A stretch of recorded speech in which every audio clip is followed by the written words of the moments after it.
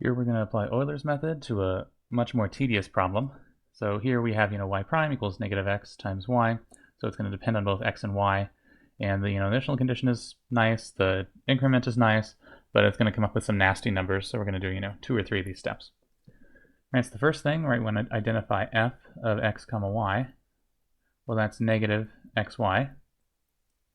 And then this one here is x sub 0.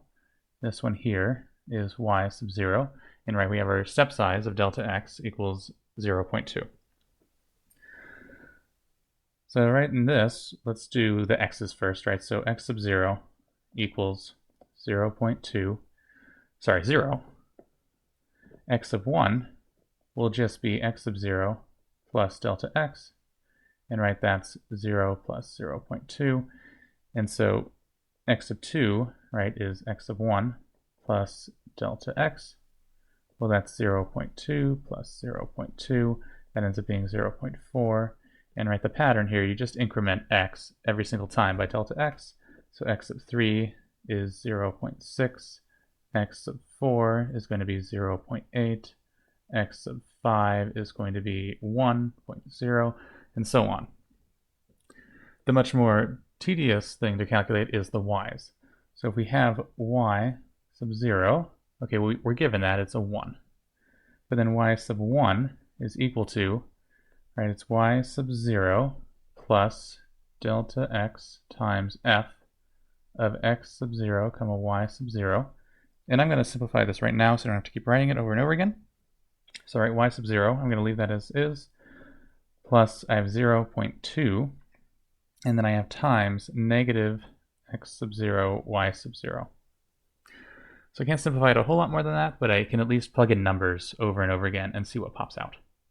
So for us here, we've got y sub 0 is 1. So I get a 1 plus 0.2 times negative x sub 0 is 0. That's pretty easy, and that's multiplying y sub 0, which is a 1. So that one I can do in my head. So in that one here, we get 1 plus 0, so we end up with just 1. So that's y sub 1. Y sub 2 is going to be worse to calculate, right? So it's going to be y sub 1, looking back here, plus 0.2. We've got negative x sub 1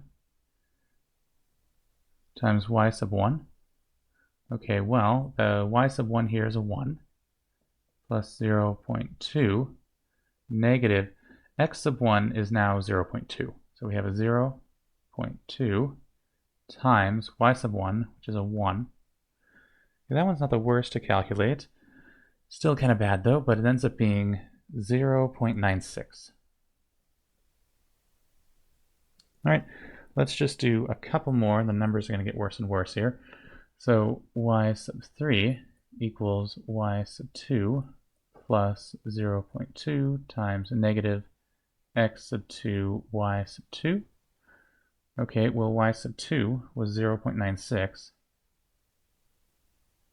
plus 0.2 times negative x sub 2 is 0.4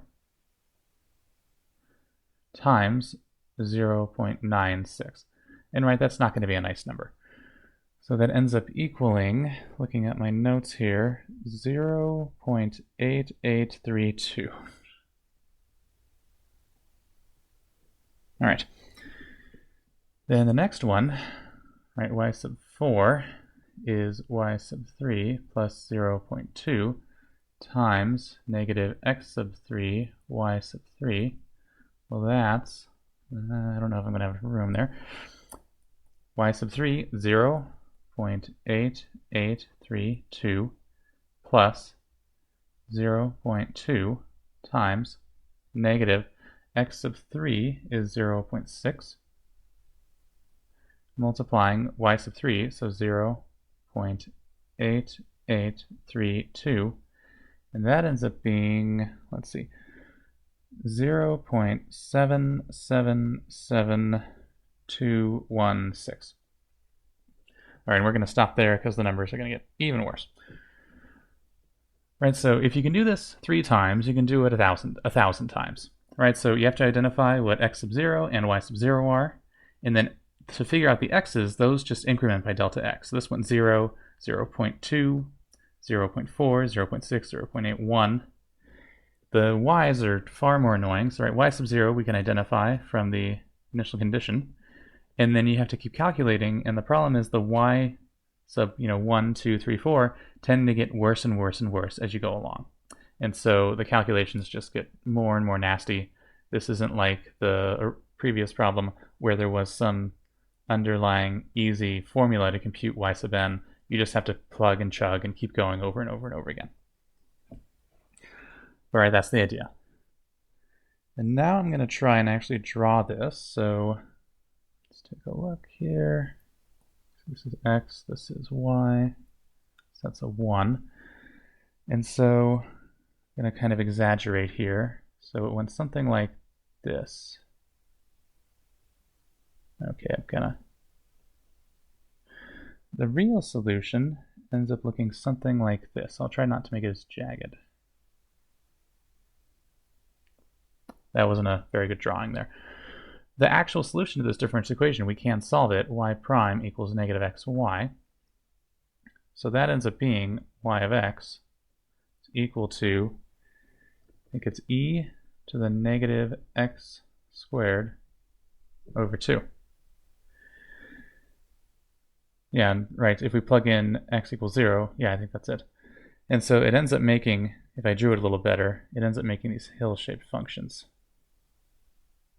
The approximation we had kind of went along, it overestimated, and then it kind of came back. But this is the idea, and this is how you do it. And again, if you can calculate y sub 1, y sub 2, y sub 3, you can calculate all the way up to y sub 1000. You won't expect to do that on an exam probably, but this is the idea. You just repeat over and over and over again, and then the numbers tend to get worse and worse and worse.